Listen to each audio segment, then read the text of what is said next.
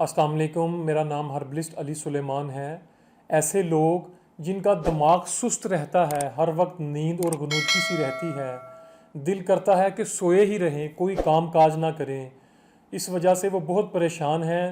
तो मेरे जिन बहन भाइयों को ये प्रॉब्लम है, मैं उनके लिए एक नुस्खा बता रहा हूँ। अल्लाह की रहमत और करम नवाजी से उनकी ये प्रॉब्लम हमेशा हमेशा के लिए दूर हो जाएगी और वो दिमागी तौर पर बहुत एक्टिव और ख़ुद को फ्रेश महसूस करेंगे।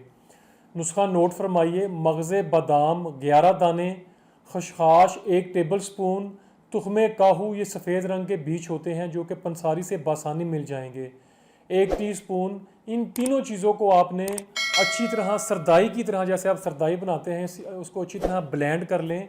यानी 1 गिलास दूध में डालकर ब्लेंडर में ब्लेंड कर लें और फिर 1 चुटकी सौंठ यानी अदरक का पाउडर मिक्स करके रोज़ाना दिन में किसी भी वक्त पी लें। ब्लड की सर्कुलेशन ठीक हो जाएगी और इंशाल्लाह दिमाग एक्टिव और फ्रेश रहेगा।